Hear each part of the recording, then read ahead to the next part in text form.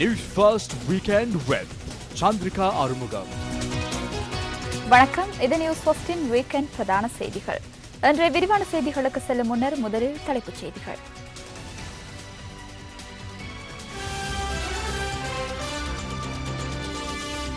உயர்தர பரீட்சை பெறுபவர்கள் நாளை.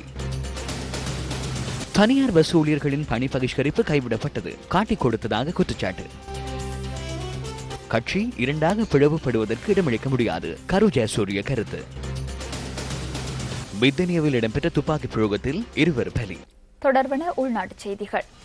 கல்வி பொதுத்தராதர உயர்தர பரீட்சை பெறுபேறுகளை நாளை வெளியிடுவதாக பரீட்சைகள் திணைக்களம் தெரிவிக்கின்றது. உயர்தர பரீட்சையின் பெறுபேறுகளை www.doenets.lk என்ற இணையதள முகவரியூடாக பெற்றுக்கொள்ள முடியும் என பரீட்சைகள் ஆணையாளர் நாயகம் அனுர எதிர்சிங்க குறிப்பிட்டார். பரீட்சையின் பெறுபேறுகள் நாளை காலை வெளியிடப்பட்ட பின்னர் கொழும்பு மற்றும் ஸ்ரீ ஜெயவர்தனபுர வலயங்களைச் சேர்ந்த பாடசாலைகளின் அதிபர்கள் நாளை காலை 10 மணி முதல் தங்கள் பாடசாலைகளுக்குரிய பெறுபேறுகளை பெற்றுக்கொள்ள முடியும் எனவும் அறிவிக்கப்பட்டுள்ளது. பலவத்த பத்திரமுல்லவில் உள்ள பரீட்சைகள் திணைக்களத்திற்கு சமூகம் அளித்து அதிபர்கள் உயர்தர பரீட்சையின் பெறுபேறுகளை பெற்றுக்கொள்ள முடியும் என பரீட்சைகள் ஆணையாளர் நாயகம் கூறினார். வெளிமாகாணங்களுக்கான பரீட்சை பெறுபேறுகளும் நாளைய தினம் தபாலில் சேர்க்கப்பட உள்ளதாக அவர் தெரிவித்தார். கல்வி அமைச்சர், சட்டம் அதிபர், பரீட்சைகள் ஆணையாளர் நாயகம், உயர்கல்வி அமைச்சின் செயலாளர் ஆகியோரை அலரி மாளிகைக்கு அழைத்து ஜனாதிபதியினால் வழங்கப்பட்ட பணிப்புரைகளுக்கு அமைய பெறுபேறுகளை விரைவில் வெளியிட முடிந்துள்ளதாக பரீட்சைகள் திணைக்களம் விடுத்துள்ள அறிக்கையில் சுட்டிக்காட்டப்பட்டுள்ளது. வடக்கு கிழக்கு மாகாணங்களில் அண்மையில் பெய்த மழை காரணமாக ஏற்பட்ட வெள்ளத்தினால் மக்களின் இயல்பு வாழ்க்கை பாதிக்கப்பட்டுள்ளது. எனினும் வடக்கு கிழக்கு மாகாணங்களின் சில பகுதிகளில் வெள்ளம் வடிந்தோடி வருவதாக தெரிவிக்கப்படுகின்றது. இதேவேளை மலையகத்தில் கடந்த சில நாட்களாக நிலவிய மழையுடன் கூடிய வானிலை தற்போது படிப்படியாக வளமைக்கு திரும்பி வருவதாக தெரிவிக்கப்படுகின்றது.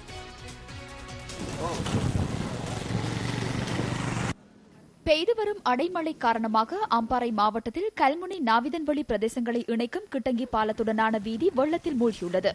இதன் காரணமாக பொதுமக்கள் கடும் சிரமங்களுக்கு மத்தியில் பாதையை கடந்து செல்ல நேரிட்டுள்ளது. கிட்டங்கி பாலம் வெள்ளத்தில் மூழ்கியுள்ளதால் அப்பகுதி மக்களின் போக்குவரத்து தடைப்பட்டுள்ளதாக எமது செய்தியாளர் தெரிவிக்கின்றார்.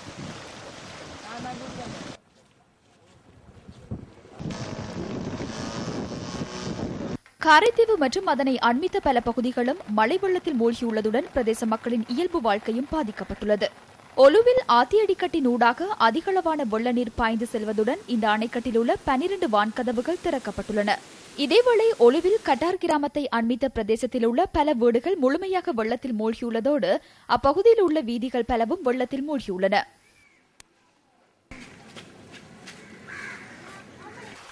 இதேவேளை மட்டக்களப்பு மாவட்டத்தில் ஏற்பட்டுள்ள வெள்ள நிலைமை காரணமாக போரத்தீவு பற்று பிரதேச செயலக பிரிவின் காக்காச்சிவட்டை, ஆணைக்கட்டியவெளி, கட்டுமுறிவு, ஆண்டான்குளம், மதுரங்கணி மற்றும் நெடியவத்தை உள்ளிட்ட பகுதிகளிலும் போக்குவரத்து தடைப்பட்டுள்ளது. இதனால் அங்குள்ள மக்கள் போக்குவரத்திற்காக வள்ளங்களை பயன்படுத்தி வருவதாக எமது செய்தியாளர்கள் குறிப்பிடுகின்றனர். அத்துடன் வெள்ளத்தினால் பாதிக்கப்பட்ட மட்டக்களப்பு மாவட்டத்தின் சில பிரதேசங்களைச் சேர்ந்த மக்கள் தத்தமது உறவினர்கள் வீடுகளுக்கு இடம்பெயர்ந்துள்ளதாக தெரிவிக்கப்படுகின்றது. காத்தான்குடி, நொச்சிமுனை, இருதயபுரம், சின்ன ஊரணி, களுவாஞ்சிக்குடி, ஆரையம்பதி போன்ற பகுதிகளில் தொடர்ந்தும் வெள்ள நீர் தேங்கி நிற்பதாக எமது செய்தியாளர் கூறினார். நேற்று காலை 8:30 தொடக்கம் இன்று காலை 5:30 வரையிலான காலப்பகுதியில் 177.8 மில்லிமீட்டர் மழைவீழ்ச்சி மட்டக்களப்பு மாவட்டத்தில் பதிவாகியுள்ளதாக மாவட்ட வானிலை அவதான நிலைய கடமை நேர அதிகாரி தெரிவித்துள்ளார். மட்டக்களப்பு மாவட்டத்தில் வருடாந்தம் 1600 மில்லிமீட்டர் மழைவீழ்ச்சி பதிவாகியுள்ள நிலையில் இவ்வருடம் 3509.8 மில்லிமீட்டர் என இரட்டிப்பாக அதிகரித்துள்ளதாகவும் அவர் மேலும் சுட்டிக்காட்டியுள்ளார்.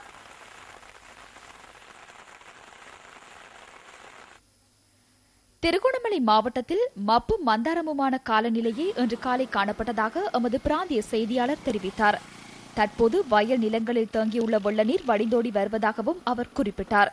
திருகோணமலை மாவட்டத்தின் பூவரசந்தீவு வீதி, சூரங்கன், ஆயிலியடி வீதி, கிரான், சின்ன கிரான் வீதி ஆகிய வீதிகள் வெள்ளத்தினால் பாதிக்கப்பட்டுள்ளன. இதேவேளை கடல் சீற்றத்துடன் காணப்படுவதாகவும் திருகோணமலை கரையோரங்களில் வாழ்பவர்களும் அப்பகுதி மீனவர்களும் அவதானத்துடன் செயற்பட வேண்டும் என்றும் அறிவுறுத்தப்பட்டுள்ளனர்.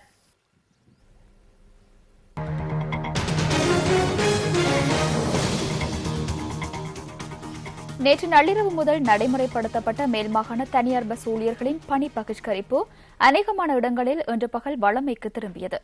விதிமுறைகளுக்கு மாறாக போக்குவரத்து அனுமதி பத்திரம் வழங்கப்பட்டமைக்கு எதிர்ப்பு தெரிவித்து இந்த பணி பகிஷ்கரிப்பு முன்னெடுக்கப்பட்டது. தனியார் பஸ் சங்கங்கள் மேல் மாகாணத்தில் நேற்று நள்ளிரவு ஆரம்பித்த பணி பகிஷ்கரிப்பு காரணமாக இது முற்பகலில் இருந்து மேல் மாகாணத்தின் பல பிரதேசங்களில் பஸ் போக்குவரத்து நடவடிக்கைகள் பாதிக்கப்பட்டிருந்தன. கொழும்பு நகரம் உள்ளிட்ட பல பகுதிகளில் பயணிகள் இதன் காரணமாக அசௌகரியங்களை எதிர்நோக்கியதாக எமது செய்தியாளர்கள் தெரிவித்தனர். பண்டிகை காலத்தில் பஸ்கள் பணி பகிஷ்கரிப்பில் ஈடுபடுகின்றமை தொடர்பில் பயணிகள் அதிருப்தி வெளியிட்டுள்ளனர். அவர்கள் பகிஷ்கரிப்பில் ஈடுபட்டுள்ளனர். எனினும் நமக்கு பஸ்களில் செல்ல முடியாத நிலைமை தோன்றியுள்ளது. பஸ்கள் இல்லாததன் காரணமாக நாம் பாரிய அசௌகரியங்களை எதிர்நோக்கி வருகிறோம். பொதுமக்கள் அசௌகரியங்களை எதிர்நோக்கியுள்ளனர். இது தொடர்பில் என்ன கூறியும் பலனில்லை. கெமரு விஜயரத்னவின் தேவைக்காக இவற்றை மேற்கொள்கின்றனர். பஸ் ஒன்று சேவையில் ஈடுபடுத்தப்பட்டமைக்காக பகிஷ்கரிப்பு முன்னெடுக்கப்பட்டமையை பயணிகள் என்ற ரீதியில் நாம் அனுமதிக்க மாட்டோம்.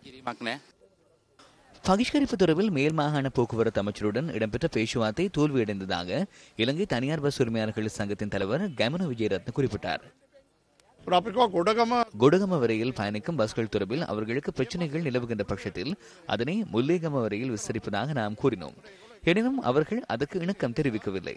அதன் காரணமாக இந்த பிரச்சனை தொடர்பில் பணி பகிஷ்கரிப்பு கைவிடப்பட்ட பின்னர் நாம் மீண்டும் கலந்துரையாட உள்ளோம்.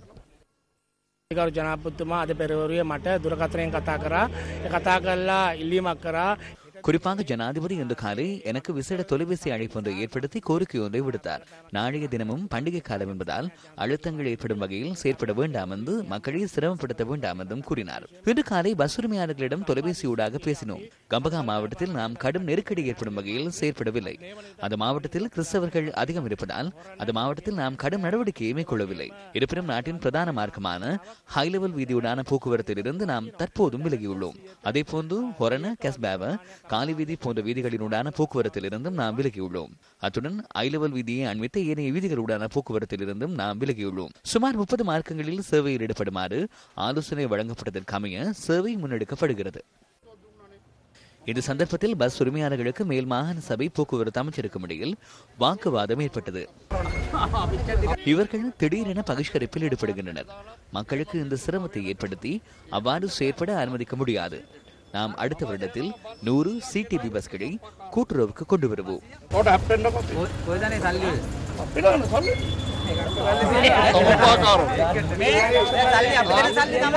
100 பஸ்களை கொண்டு வர எங்கிருந்து பணம்? இந்த பணம் நாம் வழங்கும் பணம் தான். எமது நாட்டின் பணம், மக்களின் பணம், வேறு எவருடையதும் அல்ல.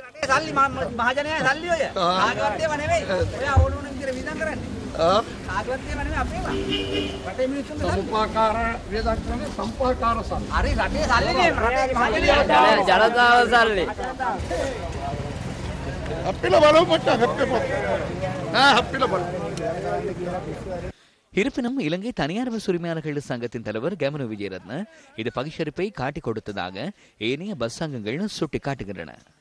ගැමුණු විජේරත්න මහත්තයත් එක්ක අපි අත්වැල් බැඳගත්තේ මේ අවස්ථාවේ මේ කර්මාන්තේ බේරා இந்த துறையை பாதுகாத்துக் கொள்வதற்கு கெமனு விஜயரத்னவுடன் நாம் ஒன்றிணைந்தோம்.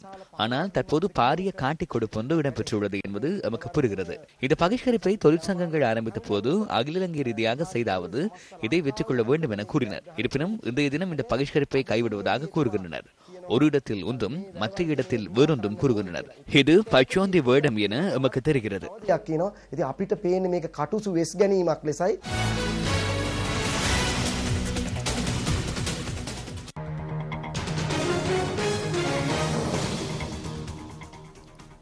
கடகஸ்தோட்ட பிரதேசத்தில் இன்று இடம்பெற்ற நிகழ்வொன்றின் போது ஐக்கிய தேசிய கட்சியின் தலைவர் ரணில் விக்ரமசிங்கவுக்கு கட்சி ஆதரவாளர்கள் கடும் எதிர்ப்பு தெரிவித்துள்ளனர். முன்னாள் அமைச்சர் ACS ஹமீத் நினைவு தினத்தை முன்னிட்டு இந்த நிகழ்வு ஏற்பாடு செய்யப்பட்டிருந்தது. நிகழ்வில் பிரதம அதிதியாக பிரதமர் DM ஜெயரத்ன கலந்து கொண்டார். எதிர்க்கட்சித் தலைவர் ரணில் விக்ரமசிங்க, ஐக்கிய தேசிய கட்சியின் பார்லிமெண்ட் உறுப்பினர் கரு ஜயசூரிய, ஐக்கிய தேசிய கட்சியின் பிரதித் தலைவர் சஜித் பிரேமதாஸ் ஆகியோரும் நிகழ்வில் கலந்து கொண்டனர். சஜித் பிரேமதாஸ் தனது உரையை ஆரம்பித்த சந்தர்ப்பத்தில் அங்கு கூடியிருந்த ஆதரவாளர்கள் வெற்றி கோஷமிட்டனர். சஜித் பிரேமதாசவுக்கு ஆதரவாளர்கள் வெற்றி கோஷமிட்ட போதிலும் ரணில் விக்ரமசிங்க தனது உரையை ஆரம்பித்த வேளையில் நிலைமையில் மாற்றம் ஏற்பட்டது.